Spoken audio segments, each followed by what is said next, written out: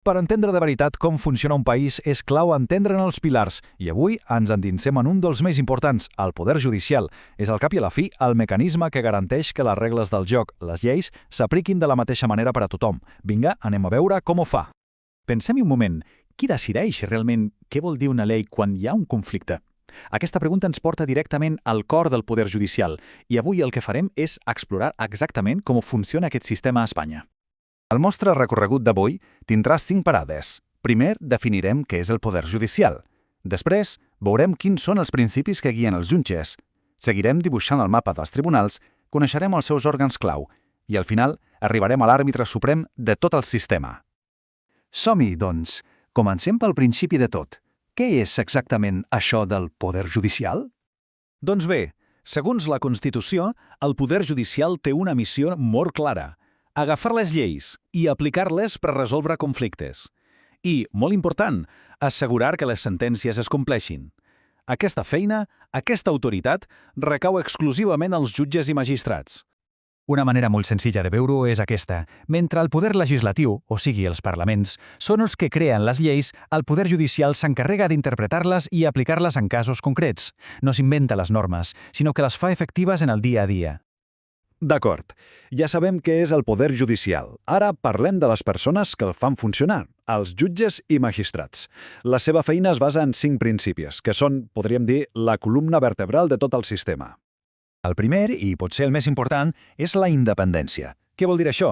Doncs que un jutge ha de prendre decisions basant-se només en la llei, lliure de qualsevol pressió, ja sigui del govern, d'interessos econòmics o fins i tot dels seus propis superiors. És la garantia que un cas es decideix pel que és, i no per influències externes. El segon principi és la inamobilitat. Això significa que un jutge no pot ser traslladat, suspès o acomiadat així com així, només per causes molt concretes que preveu la llei. Això els protegeix de possibles represàlies i els permet dictar sentències sense por a perdre la feina. La imparcialitat, és clar, és clau. El jutge ha de ser un àrbitre totalment neutral, sense cap mena d'interès personal en el resultat del cas. De fet, si hi ha el més mínim dubte sobre la seva neutralitat, hi ha mecanismes perquè s'aparti del procés. El quart principi, la incompatibilitat. Els jutges no poden tenir altres càrrecs públics. Tampoc poden pertanyar a partits polítics o sindicats. Aquesta norma busca evitar qualsevol conflicte d'interessos que pugui posar en dubte les seves decisions. I, finalment, la responsabilitat. Perquè ser independent no vol dir poder fer el que es vulgui sense control.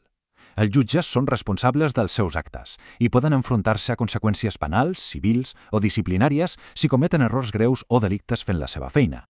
Al final, el més important de tot plegat és que aquests 5 principis no són només teoria, són la garantia pràctica que quan algú arriba a un tribunal, el seu cas serà escoltat i jutjat de manera justa i equitativa. Molt bé, ja tenim clars els principis que regeixen els jutges. Ara vegem on treballen, com s'organitza el mapa dels tribunals d'Espanya. L'estructura es basa, sobretot, en el territori. Comença a baix de tot, a nivell local, amb els jutjats de pau o de primera instància. D'aquí puja a les audiències provincials, després als tribunals superiors de justícia de cada comunitat autònoma i, finalment, al cim de tot, a la cúpula de la justícia ordinària, hi trobem el Tribunal Suprem. Però a més dels tribunals, hi ha 2 organismes que són absolutament fonamentals perquè el sistema funcioni. Un que s'encarrega de governar els jutges i un altre que defensa l'interès de tots. Aquests 2 són el Consell General del Poder Judicial, més conegut com a CGPJ, i el Ministeri Fiscal. Tenen funcions molt diferents, però són complementàries. Anem a veure què fa cadascun. El CGPJ és, per entendre'ns, com el Consell d'Administració de la Judicatura. La seva funció principal és precisament garantir la independència dels jutges. I com ho fa? Doncs gestionant tot el que té a veure amb la seva carrera, des de que entren al cos fins que jubilen. Nomenaments, ascensos, sancions, tot. Aquest Consell està format per 20 membres, que s'anomenen vocals, a més del president. I la seva composició és interessant. 12 d'ells són jutges i magistrats en actiu, i els altres 8 són juristes de prestigi, com a advocats o catedràtics. La idea és que hi hagi una visió àmplia. I tots són elegits per Parlament.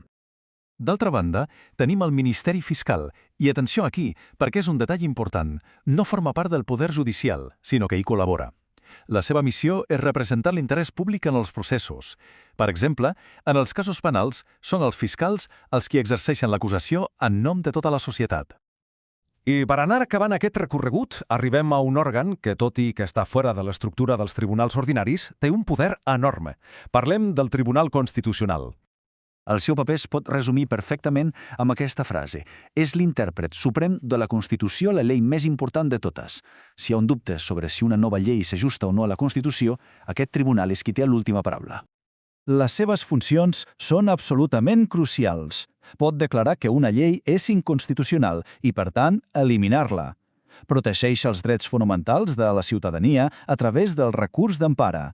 I també fa d'àrbitre en els conflictes de competències entre el govern central i les comunitats autònomes. Està format per 12 magistrats i el seu nomenament busca un equilibri de poders. A veure, 4 els proposa el Congrés, 4 més al Senat, 2 els proposa el Govern i els 2 que queden al Consell General del Poder Judicial. Aquesta distribució busca garantir-ne la independència i la pluralitat. Com hem vist, és un sistema complex, ple de contrapesos, dissenyat per garantir la independència i la justícia. Però és clar, com qualsevol gran institució, s'enfronta a desafiaments constants. I això ens deixa amb una pregunta final, per reflexionar. En el context actual, quin diríem que és el principal repte que té al davant el poder judicial a Espanya? Gràcies per haver-nos acompanyat en aquest viatge.